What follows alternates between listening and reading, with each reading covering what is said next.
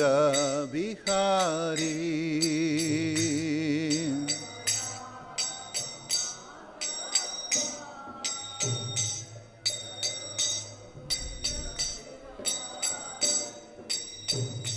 Jayo gopi jana vallabha, Jayo girivaradari, Jayo girivaradari.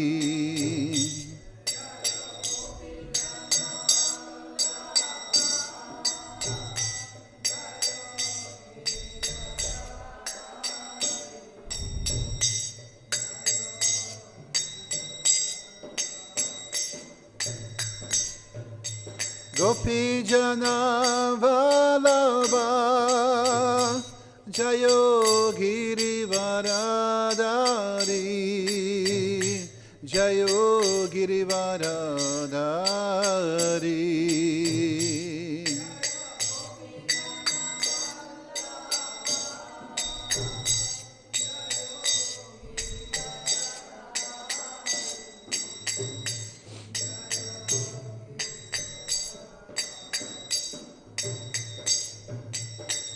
Yashodanandana braja janaranjana,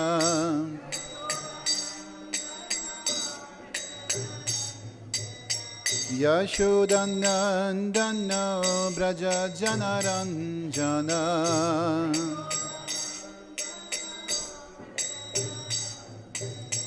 Yashodanandana braja janaranjana,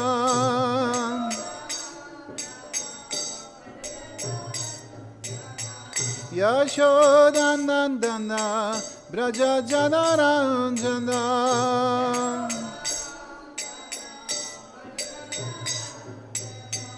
Yamuna thira vanachari,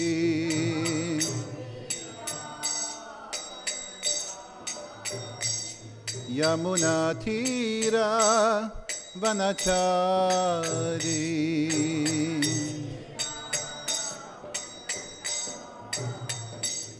Jayo Radha Madhava, Jayo Kunja Bihari,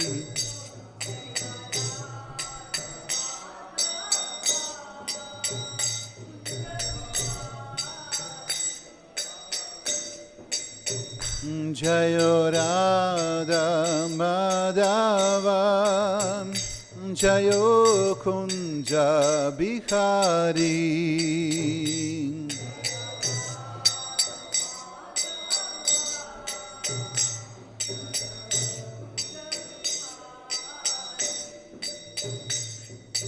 Hare Krishna, Krishna Krishna, Hare Hare,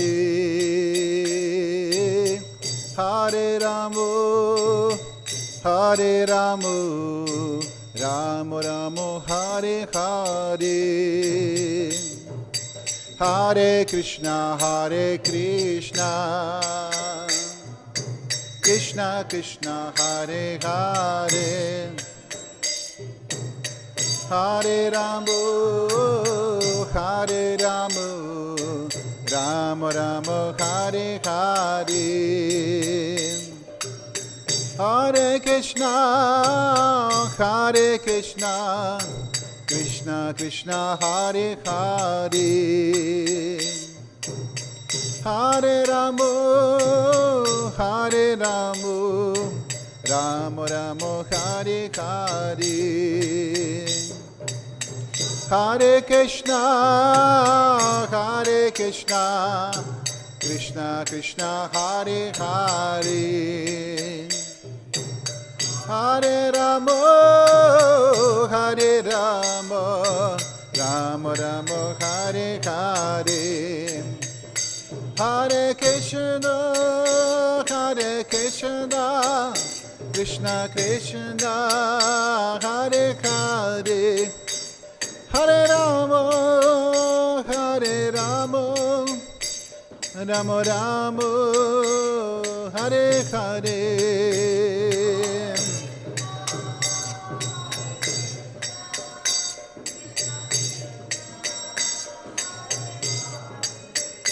Hare Rama, Hare Rama, Rama Rama, Hare Hare. Jayo Radha Madhava, Radha Madhava, Radha Madhava, Jayo Radha Madhava.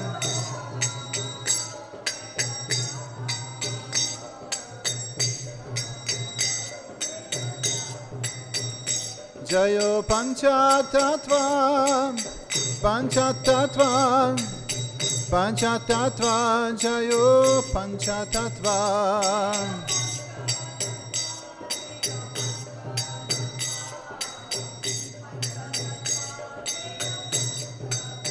Nrisimhadev, Nrisimhadev, Nrisimhadev, Jayo Jai Nrisimhadev.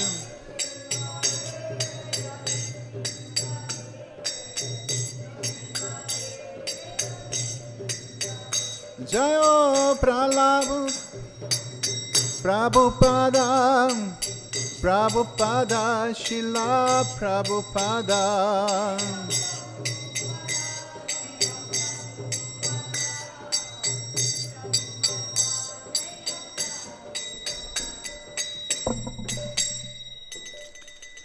Shri Radha Madhavasta Shakis ki jai, Shri Panchatattva ki jai, Shri Nrisimhadev Bhagavan ki jai, Śrīla Prabhupada ki jai. Jayam Vishnupad Paramahamsa Parvijagacharya Ashotara Shota Shri Srimad His Divine Grace A.C. Bhaktivedanta Swami Maharaj Prabhupada ki jai. Jayam Vishnupad Paramahamsa Parvijagacharya Ashotara Shota Shri Srimad Bhaktisiddhanta Saraswati Goswami Maharaj Prabhupada ki jai. Ananta Koti Vaishnava Vrinda ki jai. Namacharya Śrīla Haridas Thakur ki jai. ISKCON founder Acharya Śrīla Prabhupada ki jai. Prem se kaho Shri Krishna Chaitanya Prabhu Nityananda Shri Advaita Gadadhar Shivasadi Gaura Bhakta Vrinda ki jai. Shri Radha Krishna Gopa Gopinath Shyama Kund Radha Kund Giri Govardhana ki jai. Vrindavan Dham ki jai. Mathura Dham ki jai. Navadvip Dham ki jai. Jagannath Puri Dham ki jai. Ganga Mai Yamuna Mai ki jai. Tulsi Devi Bhakti Devi ki jai. Sankirtan Yagya ki jai. Brihad Mridanga ki jai, Samaveta Bhatta Vrinda ki jai, Gaura Premanande, all glories to assembled devotees, all glories to assembled devotees, all glories to assembled devotees, all glories to Shri Guru Gauranga, all glories to Śrīla Prabhupada ki jai.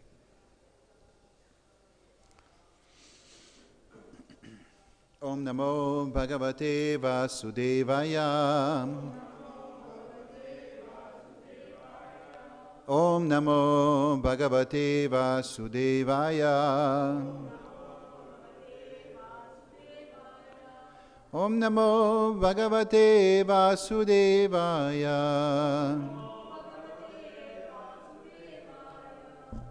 We are reading from Srimad Bhagavatam, Canto number 1, chapter 13, verse 11.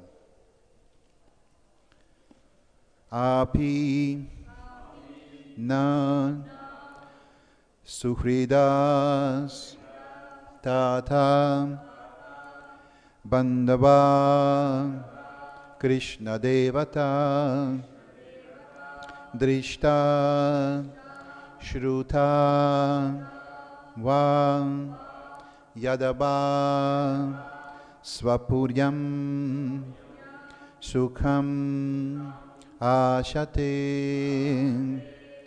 apinak suhṛdas tāta apinak suhṛdas tāta bāndhavāḥ kṛṣṇa-devatāḥ bāndhavāḥ kṛṣṇa-devatāḥ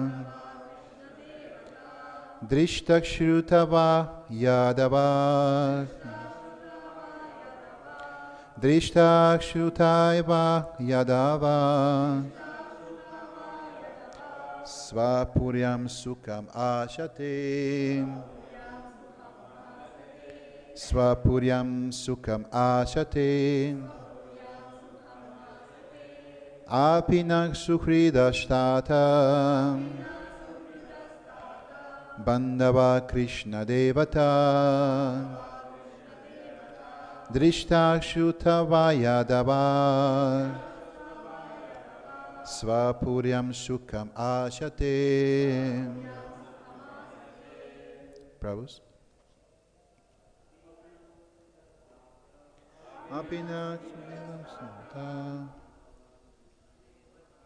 Bāndhavāḥ kṛṣṇa-devatāḥ śrutā va yadavaḥ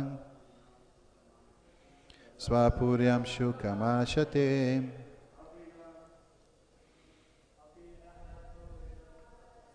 Tāta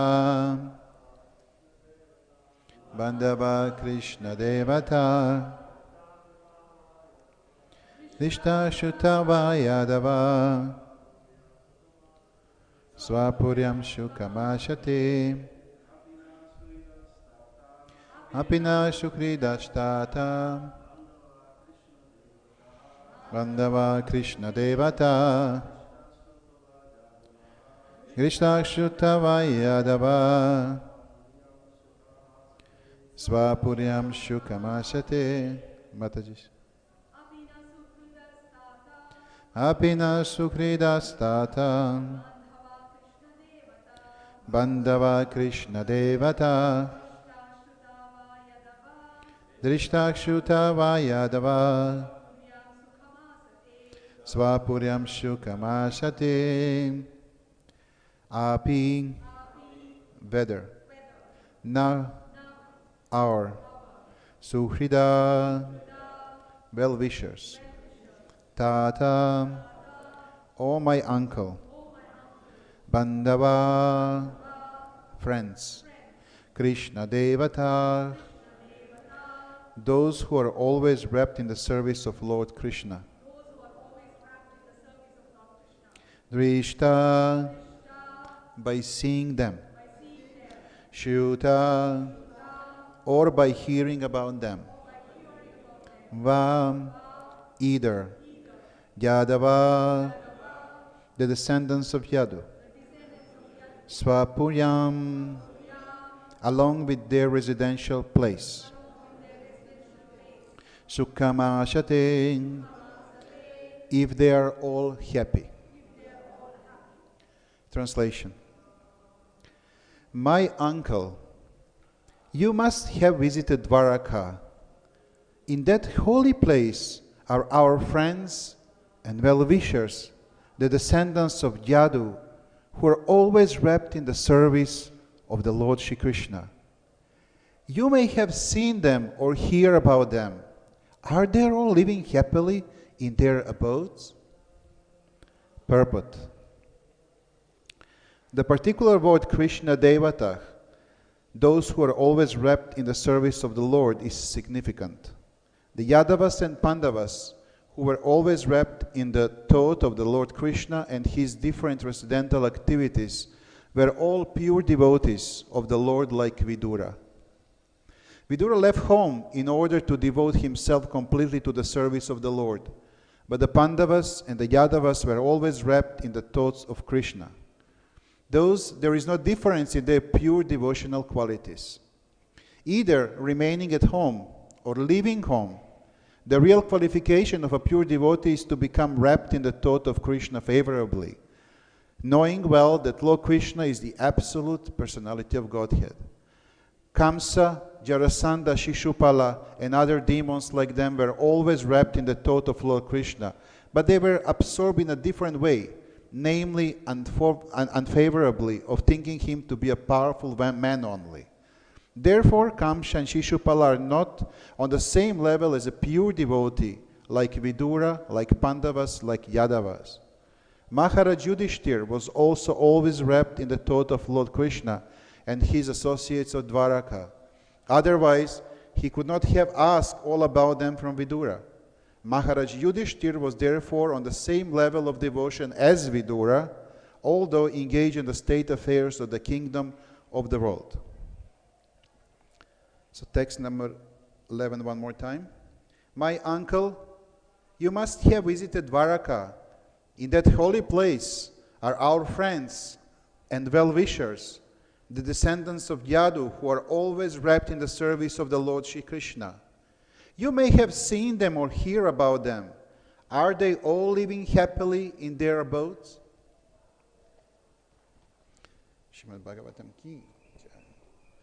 Namo Vishnu Padaya Krishna Prashta Bhutala Shimate Jai Pataka Swamiti Name Namo Chari Padani Tai Kripadani Gorkata Damadana Nagaragam Tarine Namo Vishnu Padaya Krishna Prashta Bhutala Shimate Bhaktivedanta Swamiti Namine Namaste Saraswati Deva Gauravani Pacharan Nirvishesha Shunyavadi Pashachadesh Jai Shri Krishna Chaitanya Prabhu Nityananda Shri Advaita Gadadhara Shiva Sadigora Bhaktavrinda Hare Krishna Krishna Krishna Hare Hare Hare Rama Rama Rama Hare Hare.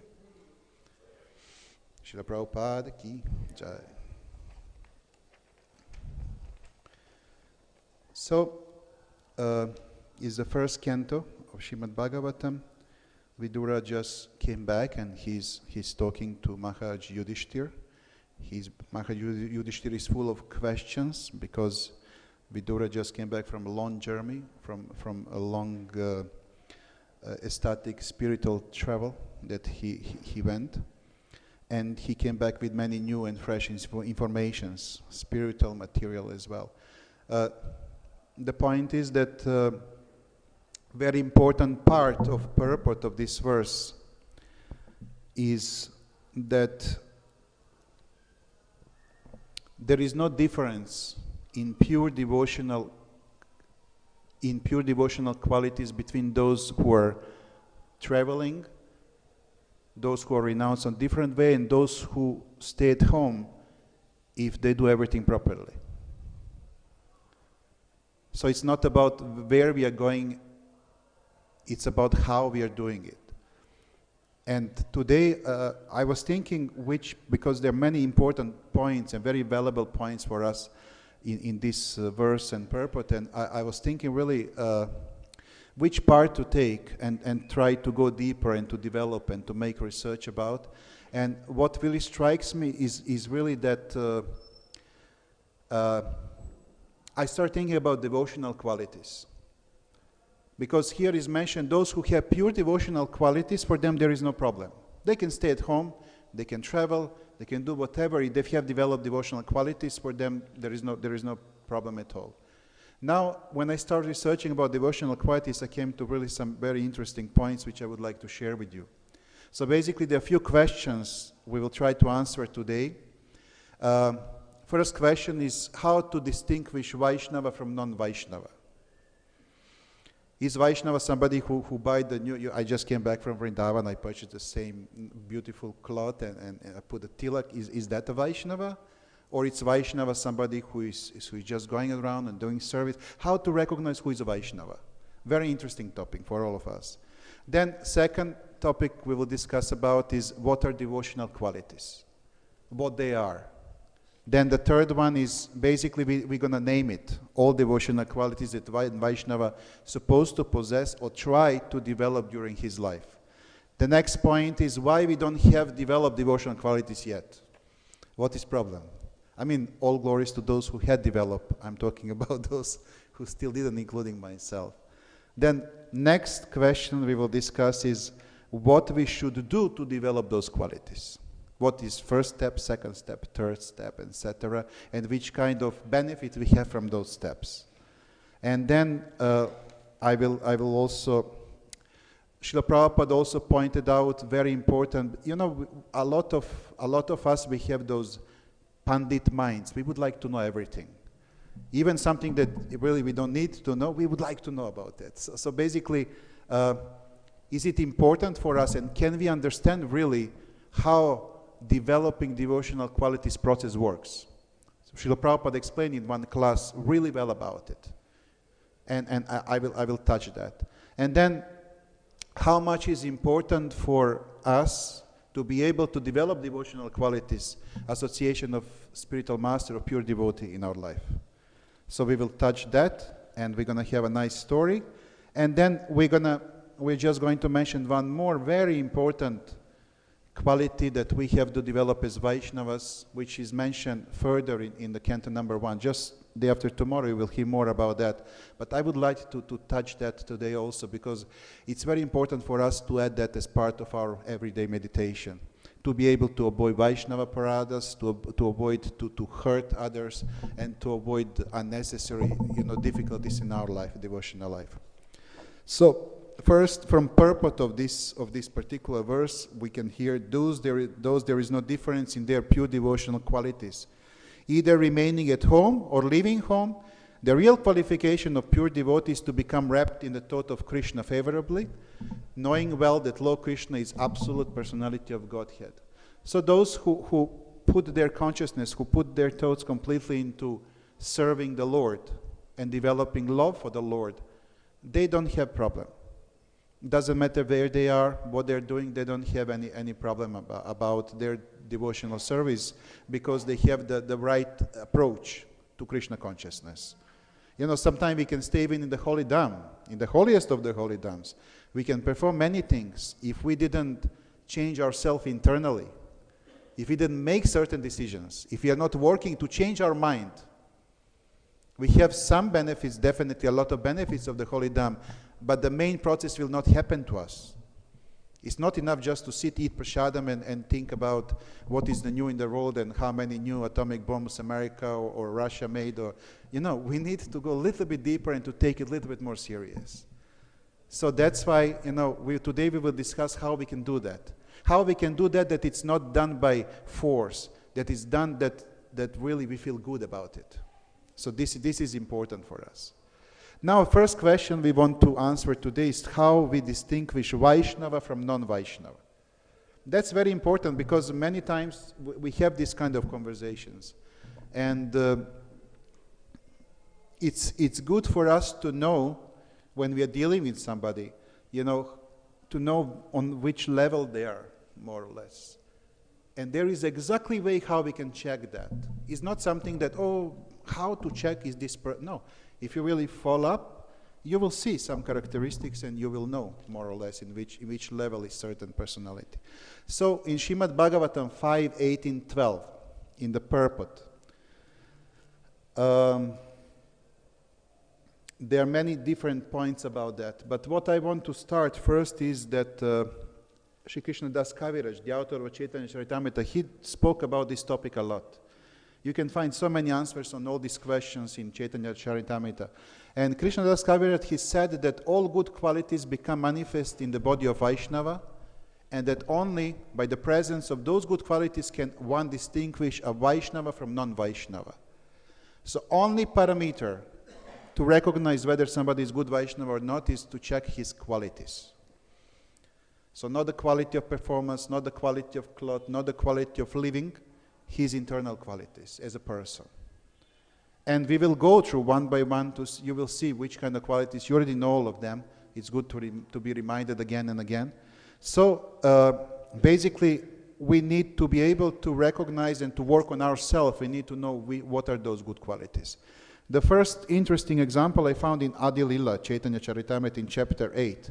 And there is description of some of the qualities. For example, Pandit Haridas is described as being very well behaved, he's tolerant, he's peaceful, he's grave, and in addition he also spoke always very sweetly. His endeavors were very pleasing. He was always patient, he respected everyone, he always worked for everyone's benefit. His mind was free of duplicity completely, and he was completely devoid of all malicious activities. And those are some of the qualities, not all of them. Those are original qualities of Krishna, and when one becomes devotee, they are automatically become manifest. So basically, how we are approaching Krishna more and more, we start getting his qualities, and those qualities start developing in our character as well. So those who are telling it's not possible to change the character, it's not right, it's wrong. You can change the character. There is the process for that, and there is verified process and authorized in the Shastras. Now, Krishna Das Kaviraj also, he lists the following 26 good qualities of a Vaishnava. We all know there are 26 qualities. Now, I want you to do one small meditation with me. We will go through these qualities, and we're going to read one by one. I want you to screen not others, Okay, let me check if my friend, how much is his Vaishnava? Is it like 26% or 92%? No, try to screen yourself. So we will go and try to see where you are in each and every point. Because this is self-realization. You know, Srila Prabhupada wrote that one book, The Science of Self-Realization. To be able to self-realize ourselves, we need to know ourselves well. And to be able to know which level we are of Krishna consciousness, this is our screening, this list. So, number one, he is very kind to everyone. Can raise up anybody who is always very kind to everyone? Okay, Prabhu. It's very hard. It's very high level. Very high level. Number two, he does not make anyone his enemy. I will not ask for hands anymore. Just think for a moment. You can even close your eyes, meditate, just see where you are right now. This is the list we have to read every day, by the way, to remind ourselves where we are and to see if we are progressing or not. And you will see what we're supposed to do to be able to progress later. He is truthful, always truthful, telling true all the time. He is equal to everyone. It doesn't matter if somebody is your enemy, friend, somebody you met first time in your life. It doesn't matter if it's animal. He is equal to every single person he met. No one can find any fault in him. He is magnanimous. When I check magnanimous, there is actually meaning is kind and forgiving. Always very kind to everyone and very forgiving to everyone. He is mild. He is always clean. You know, interesting story I heard from Harishari Prabhu that Harishari Prabhu was always changing, helping with Srila Prabhupada's room. You know, Srila Prabhupada's room in the Lotus building. And Srila Prabhupada, one time he was traveling, he asked Harishari, I don't know if I'm going to do exact interpretation of story, but he was asking devotees to change every day his, the covers for the pillow and everything in the room itself. And then they asked Srila Prabhupada, but you're not going to be here a few days and nobody's coming. The room will be locked. So what is the point to change that? And Srila Prabhupada turned and he was saying, don't be lazy. You have to change it every day. Cleanliness is one of the most important characteristics of Vaishnava. And that was Srila Prabhupada. That was Srila Prabhupada. He understood everything. So yes, one of the 26 qualities is he is always clean. Then number 9, he is without possessions. Now this is a very important point. One time I asked during one class, what does it mean? That means that we should not possess everything. And I got the answer, no, even if there is some possession, that should be possession of the Lord Krishna. We should use for the service of the Lord. We should not use anything for ourselves, for our benefit, for our sense gratification and like that. But if we have something given to us to use for the Krishna, that's not our possession anymore. Number 10, he works for everyone's benefit. Number 11, he is very peaceful. Is that possible in Kali Yuga even? To be very peaceful, like whole day, very peaceful. I mean, when I see, for example, His Grace Jnana Nivas Prabhu, I feel peaceful myself, but there is no many such elevated souls, that whenever time you see them, they're always very peaceful, right? We even like dynamics, social networks, news, it's good. But actually, we're supposed to be always very peaceful. He is always surrendered to Krishna. He has no material desires. He is very meek. Meek means quiet. When it's not necessary talking, basically. He's talking only when he's supposed to say something or somebody asks about something. He's steady. He controls his senses. He does not eat more than required. And now you're looking at me. Yes, I don't belong in this category. So we have to develop habit that we eat only how much we need really to put together the body and the soul and to use it in this particular life. He is not influenced by the Lord's illusory energy. He offers respect to everyone. He does not desire any respect for himself. He is very grave. Grave means it's not grave in the graveyard. Grave means serious. He's very serious in his attempt. He is merciful. He's friendly. He's poetic. He's expert. And he's silent. So those are 26 characteristics, good qualities of one Vaishnava, through which you're supposed to see more or less who is where. And now you tell me, did you screen yourself? How you feel? You feel good about your advancement? Or you feel, oh my God, I still have to work a lot? Like last night I did this exercise myself, and I was very disappointed with myself.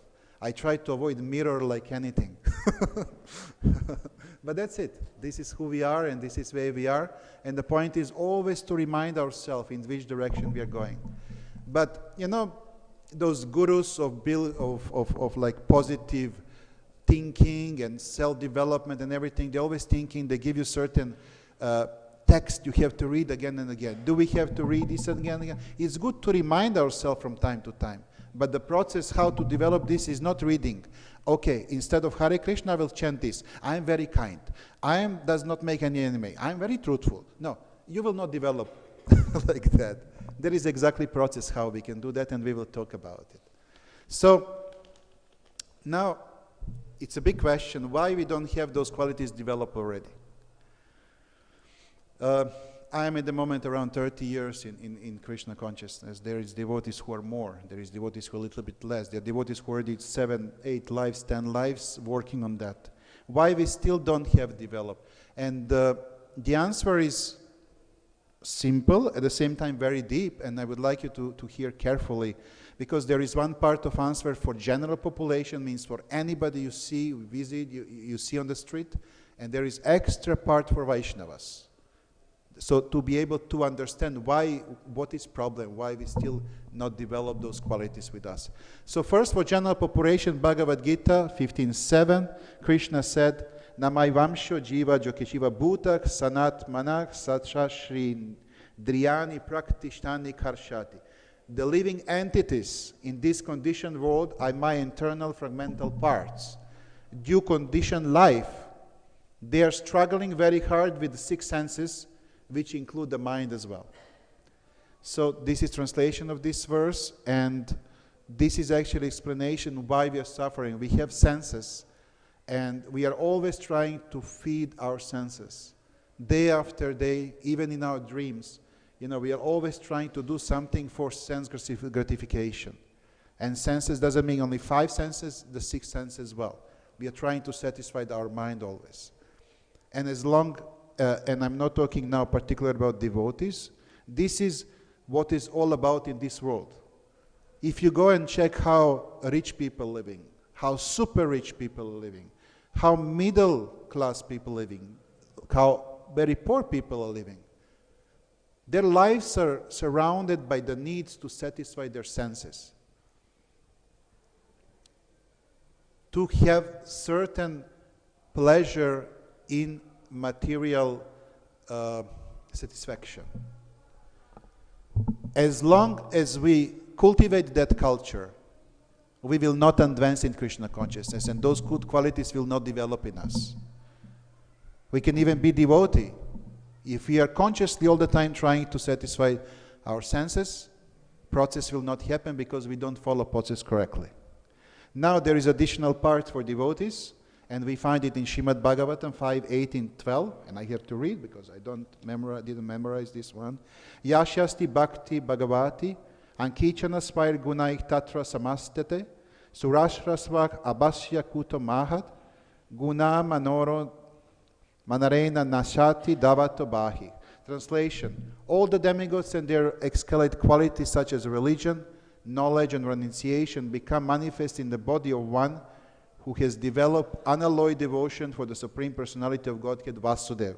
On the other hand, a person devoid of devotional service and engaged in material activities has no good qualities. Even his adept at the practice of mystic yoga or any kind of yoga, or the honest endeavor of maintaining his family and relatives, he must be driven by his own mental speculations and must engage in the service of the Lord's external energy, how can there be any good quality in such a man? So this is extra warning for us. That means even if we are trying, even if we believe that we are doing devotional service, even if we are trying our best, if our intelligence and mind are not properly set, if internally we just think how to satisfy our family, how to satisfy our material needs, we will not have benefit and we will not develop devotional qualities. And in purport, Srila Prabhupada is saying, in translation of this verse, is saying, how can there be any good quality in such a man? That's serious warning for us. That means it's not enough just to be religious. You know what is religious? Means you think how to make family happy, this happy, that happy, but you don't go deeper into studying. You don't go deeper into endeavor to satisfy the Lord Himself. That's religion. And still, it's very hard even through that endeavor to develop the good qualities. That's why our job is not to be in the mode of goodness. Our job is to be on a nirguna level, means to overcome even the mode of goodness and to come higher. And to go back to the spiritual, to go to the spiritual platform. Now, probably for us the most important question is what we should do to develop devotional qualities. From purport of the same verse, Srimad Bhagavatam 5.18.12. It's a very important verse for this topic. It's written, all living entities are parts and parcels of Krishna, and therefore, when they revive their original Krishna consciousness, they possess all the good qualities of Krishna in a small quantity. When one engages himself in the 9 processes of devotional service, Shravanam, Kirtanam, Vishnu Smaranam, Padasevanam, Archanam, Vandanam, Dashyam, Sakyam, Atmanivedanam. 9 processes of devotional service. One's heart becomes purified and he immediately understands his relationship with Krishna. He then revives his original qualities of Krishna consciousness. So this is the recipe for us, the recipe. 9 processes of devotional service. And this is where we're supposed to check screening every day. Are we engaged in those 9 processes of devotional service? How deep we are engaged? Are we serious about it? How much time we spend for that consciously, and how much time we spend for the rest of activities which make us and our mind happy. And if we increasing time of being engaged in devotional service through these 9 processes, and the rest of time reducing those other activities, we can see obvious developments of all good qualities in us, if we just follow for some certain amount of time, certain period of time. Now, original who said that, who mentioned these 9 processes, do you know who is? From Srimad Bhagavatam, from canto number 7. 7 canto, yes. So who spoke about that? Prahlad Maharaj, yes. So Prahlad Maharaj, he said, hearing and chanting about the transcendental holy name, form, qualities, paraphernalia, and pastimes of Lord Vishnu, remembering them, serving the lotus feet of the Lord, offering the Lord respectful worship with 16 types of paraphernalia, offering prayers to the Lord, becoming His servant, considering the Lord one's best friend, and surrendering everything unto Him. In other words, serving Him with the body, mind, and words. These 9 processes are accepted as pure devotional service. One who has dedicated his life to the service of Krishna through these 9 methods should be understood to be the most learned person, for he has acquired complete knowledge. Now, why it's important to mention that Prahlad Maharaj is the one who said that originally? Why? Because we live in a Kali Yuga. And our mind can trick us always telling, look, it's a Kali Yuga. It's very hard. It's difficult. It's tough. Kali Yuga is not like Satya. If Satya Yuga, I will blossom now. I will shy. But it's Kali. I cannot shy. My life is short. So many disturbances around. My friends talking bad about me. I talk bad about my friends. This is happening. That is happening. This is a war here. How I can be peaceful? Not possible. It's Kali Yuga. But imagine through what Prahlad Maharaj went. His every day was like 10 times more than Kali Yuga. They were trying to kill him on every possible way they can imagine. And he was not in his 40s and 50s and 60s and 30s. He was a small child. You know, usually when small kids going through all these things, they develop traumas and everything else. But that child was not an ordinary child. And that particular Prahlad Maharaj is telling us actually what we have to do to be able even to reach a glimpse of his level is to follow the 9 processes of devotional service. We follow the 9 processes of devotional service, we develop 26 qualities of Vaishnava. It's very simple.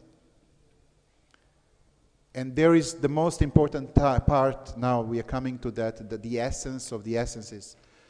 First, I told you, for those who, and usually those who come in for the class, they're the ones who are more philosophically inclined. So there is the question, we would like to understand how this process works. I want to understand everything. Can we understand everything? The answer given to that is Purport of Srila Prabhupada from 3:32:23. And Srila Prabhupada clearly said, one cannot discover how such good qualities develop in the body of a devotee, but actually it happens. So is it important for us to understand? No. Can we understand? No. Is it happening? Yes. The process works? Yes. So what is important for us is to understand that process works really well and just to follow. And how it will happen, leave it to Krishna. Leave it to the Lord. But it's always happening. It never failed. Somebody cannot say, look, I was doing exactly this for 20 years and nothing happened. I'm still very this, very that, you know, I don't know what's wrong. Something is wrong. That means we didn't follow something. Or we did Vaishnava Aparad, or Holy Name Aparad, or Holy Place Aparad. Something is not there. And we need to start again, and again, and again, until we doesn't start going, uplifting our consciousness and going higher. Now, very important thing, can we do it alone? Okay, I just take the book, I read, I engage myself in kirtan, I engage myself here and there, and the answer is yes, we will get some benefits of that, but to be able to get perfection means to develop all 26 qualities, we need the help of a spiritual master. In this case, they mention mostly pure devotee. It's not that every spiritual master maybe came to that level, but the point is that somebody should be pure as possible to be able for us to help us. That means that this person already have developed those characters. You know, if you want to achieve something in your life, you need to go to somebody who already did it, right? For those who wants to make money, they're going to those who already made money. Those who wants to become the good in some sport, they're going to the trainer who already did it. Same thing is with Krishna consciousness. If we want to develop certain qualities, we need to find somebody who has it and to ask him, please give me a blessing, teach me, I'm surrendered to you, now tell me what I'm supposed to do. And that's the purpose of spiritual master. First of all, there are 2 reasons. First reason is because if you see somebody who already have developed it, you start believing it's possible.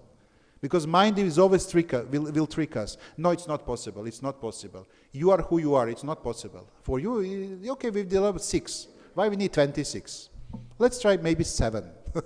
70% each. You know, but actually, if you see person who started where you are and reached that level, you start believing. We start believing the process is possible, is doable. And if somebody can do, I can do it also. And the second is, it's much faster and easier. Because we ourselves, to encourage ourselves, to motivate and to overcome the difficulties, it's much harder than when somebody is helping us in that process. And that is the purpose of spiritual master. The purpose of spiritual masters basically is to answer our questions. We need to ask spiritual masters all the time questions. Spiritual master is not there just to have a picture and to offer him a flower every day. Spiritual master is there to help us in our devotional path, to answer all our difficulties, questions. But we should not ask spiritual master, look, I need $20,000 for my house. Can you please tell me what to do? No. Spiritual masters are there to give us spiritual knowledge, techniques, to help us to overcome difficulties, to talk about Krishna, about the Lord, so we can see through their love what is the pure love and try to develop ourselves. That's the reason why spiritual master is there. There is very interesting story which you all know for sure from Madhya Lila, from Chaitanya Charitamrita, about a hunter, right? Narada Muni and the hunter. And it's very important for our today's topic, and I would like to read it all, the whole just verse after verse, because we can learn several things through that story. And is starting from verses 2029 until 2081. But again, I will read as a story. And for those who didn't read for a long time ago, they can be reminded again. I shall now narrate the story of how a hunter became a great devotee by the association of such exalted personality as Narada Muni. Sometimes we believe that we don't have many great qualities, so we're trying to find an excuse. So it's not possible for us really to go too much high. So let's be realistic. My level is now here. Let me try to come to here. I'm happy. But in this case, we have a hunter who learned from his father in his very young age that he should develop enjoyment by not killing animals, because that's not really top pleasure. Top pleasure is to hurt them and leave them to suffer for a long time. Can you imagine the level of consciousness of that person, that hunter? He was throwing his arrows, but on certain parts of the body of animals, so they cannot die, but they can suffer in severe pain for a long, long time. And Narada Muni came and saw not one animal, but 3 animals, one after another, and he found the hunter. And he helped him to become a pure devotee. This is what is this story about. So if that person can become, what is the excuse for us? Is there anybody here who likes to hurt others and to see them suffering? More even than killing? Anybody can raise hand? No. And that person became a pure devotee. So there is no excuse for us. And this is the story how everything happened. I shall now narrate the story of how a hunter became a great devotee by the association of such an exalted personality as Narada Muni. From this story, one can understand the greatness of association of a pure devotee. Once upon a time, the great saint Narada, after visiting Lord Narayan in the Vaikunthas, went to Prayag to bathe at the confluence of 3 rivers, Ganges, Yamuna, and Saraswati. Narada Muni saw that a deer was lying on the path through the forest and that it was pierced by an arrow. It had broken legs and was twisting due to much pain. Further ahead, Narada Muni saw a boar piercing by an arrow. Its legs were also broken and it was twisting in pain. When he went further, he saw a rabbit that was also suffering very much. Narada Muni was greatly pained at heart to see living entities suffer so. When Narada Muni advanced further, he saw a hunter behind a tree. This hunter was holding arrows and he was ready to kill more animals. The hunter's body was blackish, his reddish eyes, and he appeared fierce. It was as in the superintendent of death, Yamaraj, were standing there with a bow and arrows in his hands. When Narada Muni left the forest path and went to the hunter, all the animals immediately saw him and fled. When all the animals fled, the hunter wanted to chastise Narada with abusive language, but due to Narada's presence, he could not utter anything abusive. The hunter addressed Narada Muni, "O Goswami, O great saintly person, why have you left the general path through the forest to come to me? Simply by seeing you, all the animals I was hunting have now fled." Narada Muni replied, "Leaving the path, I have come to you to settle a doubt that is in my mind. I was wondering whether all the boars and other animals that are half killed belong to you." The hunter replied, "Yes, what you are saying is so." Narada Muni then inquired, "Why did you not kill the animals completely? Why did you half kill them by piercing their bodies with arrows?" The hunter replied, "My dear saintly person, my name is Mrigari, enemy of animals. My father taught me to kill them in that way. When I see half-killed animals suffer, I feel great pleasure." Narada Muni then told the hunter, "I have one thing to beg of you." The hunter replied, "You may take whatever animals or anything else you would like. I have many skins.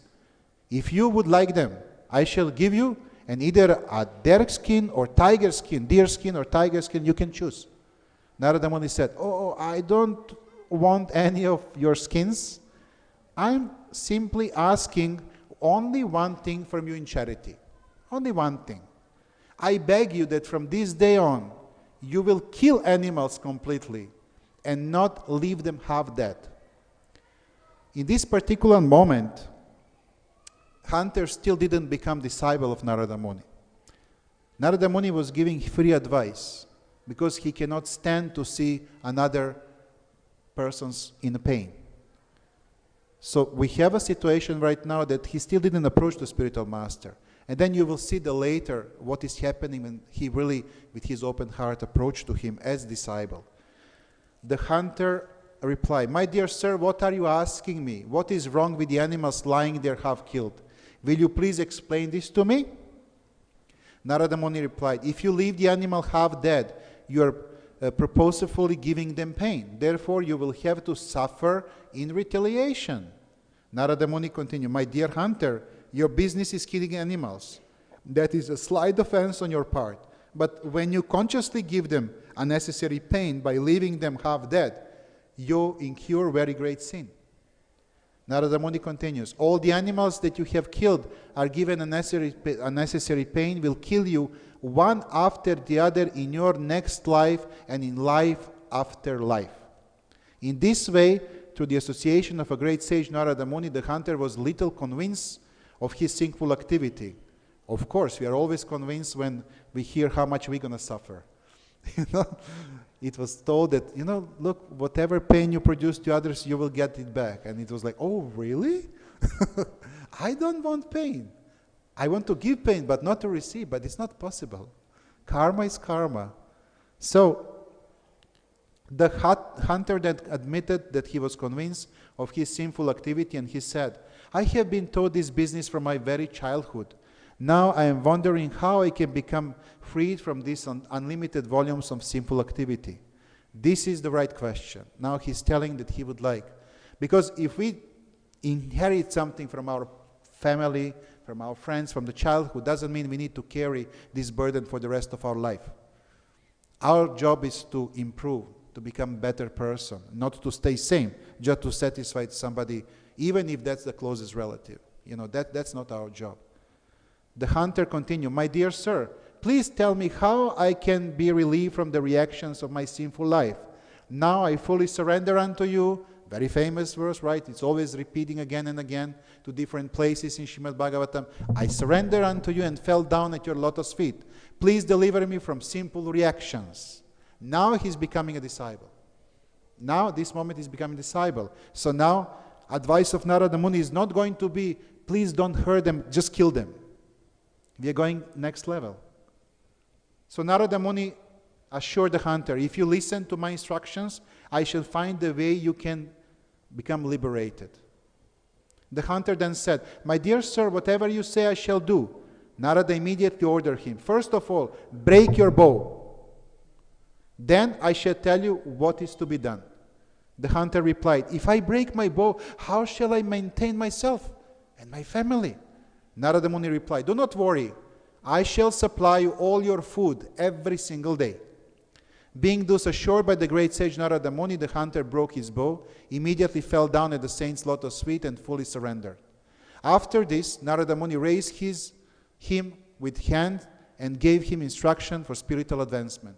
Narada Muni advised the hunter, "Return home and distribute whatever riches you have to the pure Brahmanas who know the absolute truth.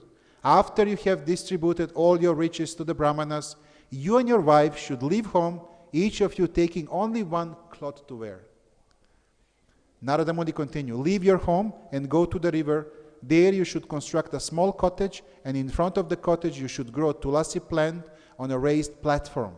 After planting the tulasi tree before your house, you should daily circumambulate the tulasi plant, serve her by giving her water and other things, and continuously chant the Hare Krishna Mahamantra.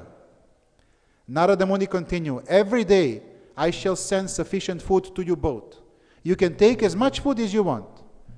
The 3 animals that were half killed were then brought to the consciousness by the sage Narada Muni. The animals got up and swiftly flew. He released them from the pain.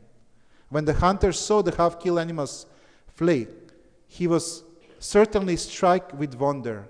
He then offered his respectful obeisances to the sage Narada and returned home.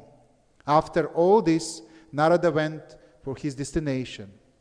After hunter returned home, he exactly followed the instructions of his spiritual master, Narada Muni. Now, because we are already breaking time, I promise I will follow. So Narada Muni came back later with Parvata Muni, and they visited his home. Narada told him, I would like to visit my disciple hunter. So they went, and they really saw that they had just one cloth each, him and his wife. The house was very clean. The tulsi plant was in the middle. When they came, first they washed the lotus feet of their spiritual master. They drank in front of him water. But then Narada Muni said, okay, this is something that even somebody who is not on advanced platform can show, but that doesn't tell me much about your advancement. Can you please chant the holy name for me? And then hunter started chanting the holy name of the Lord, and Narada Muni closed his eyes and started crying in ecstasy, and Parvata Muni as well. And they understood that really they were following process exactly how it's supposed to be followed. The point that we are trying to catch here is actually that even those who are on the lowest levels today, there is still hope for them. And the process is not that long. And since we have so many elevated souls around us, and we are in very auspicious place, such as Mayapur Dham, and we have a great Vaishnavas around us, I think there is no better place to try to develop those 26 qualities, to follow this 9 process of devotional service. And we should be actually example of, many devotees are thinking how I can return, how I can repay to Srila Prabhupada this opportunity which he gave to me in this life. Well, there is no better way to repay him everything than by following process exactly as it is. Prabhupada named Bhagavad Gita as it is, not just Bhagavad Gita. We have many different kinds of Bhagavad Gitas. Same like we have many different kinds of processes. I told you I came back from Vrindavan recently, probably many of you went. You can see there everything, like every different ashram has different process. But the point is that the process has to be followed as it is. And for us, as it is means to be engaged in 9 processes of devotional service. Following this 9 processes of devotional service, we develop 26 qualities of Vaishnava. Becoming Vaishnava, we are becoming pure devotees. Becoming a pure devotee, there is no doubt that we will not go back to spiritual world, go back to His Lordship and have internal pastimes with Lord Krishna. And this is why we are all here. And there is no other way. There is no other way. You cannot kill animals or kill somebody's feelings or kill emotions or doing different things and trying to be sure that we will reach that level. No, we're not going to reach it. And the best way and the fastest way for hunter was to chant the holy name of the Lord. So I want to ask you one more time to chant with me, one Mahamantra, but try, Sachinanda Maharaj recently just gave a nice class in Vrindavan, and he was saying, the biggest mistakes the devotees are making is actually when they're chanting, they're not chanting consciously. They're not listening. They're not having meditation on the Lord when they chant. Sometimes we just chant and think about 1,000 things. Chanting is good time to make plans for the day. This is not chanting. This is offense to the holy name. Better not to do that. So I want you just one time to chant with me consciously, to close your eyes and let us try to focus on the Lord and try to focus on His great qualities. Somebody can think about their own deity, somebody can think about different poem, about different pastime, somebody can just hear the holy name. But let us try to do just one time, as much as possible, fewer and best, and to see which kind of benefit we'll get just by chanting one time holy name properly. Okay? Please raise up your hands. Hare Krishna, Hare Krishna, Krishna Krishna, Hare Hare, Hare Rama, Hare Rama, Rama Rama, Hare Hare.